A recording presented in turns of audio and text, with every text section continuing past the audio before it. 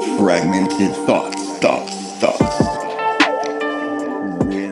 Welcome to the deep dive. Today we are really plunging into a pretty intense piece of work. We are. We're looking at the artist Brandon S. Townsend, or DefChild, and specifically his manifesto, The Education of a Ghost. And it is, it's a blueprint for a kind of radical self-reconstruction. Yeah. It's all rooted in trauma. And in what he calls spiritual sovereignty. Yeah, the core idea is, well, it's pretty absolute. He says you have to metaphorically die to truly live. Mm-hmm. There's that one line that just hits you. That was the day that I died and the night that I was reborn. Exactly. So this ghost persona he creates, it's not just a name. No, not at all.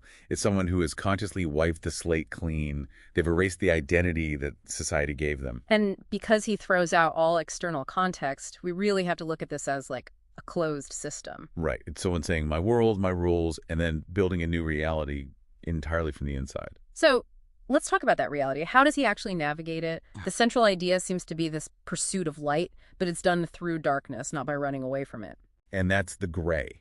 That's the term he uses for it. Which isn't, moral indifference or just giving up. No, he frames it as this fertile territory. It's where you find what he calls the dark side of light, ambiguous truths. There's that quote that just sums it all up. Only in the darkness can you see the stars. Powerful stuff. But it's how he learns that, I think, is revolutionary. Oh, absolutely. The anti-pedagogy of conflict. Right. He says, just forget all the textbooks. He claims his real education, the true lessons, they all came from his enemies, from conflict. He says, true self-knowledge only comes when you're judged by enemies that always choose to judge me first. Which is such a risky claim. It's basically saying you need people to condemn you to figure out who you are. Okay, so if you're going to operate in that space, in the gray, defined by conflict, you're going to need some serious tools. You do. And his spiritual methodology is, well, it's fascinating because it's a complete paradox. It's defense and control side by side. Exactly. On one hand, for defense, he includes the traditional prayer to St. Michael the Archangel. A divine shield. Protection against, as he puts it, the tyranny of the devil.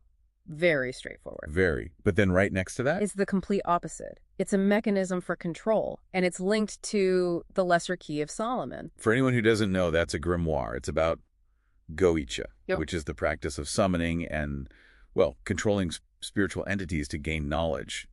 Gnosis. So he's not just asking for protection from the dark. He's commanding it. Yeah. He puts up the shield with one hand and wields the darkness as a tool with the other. That's the key to his sovereignty. And that idea of using everything, even the bad stuff, leads right into his reinterpretation of failure. The triumph of the flaw. Yeah.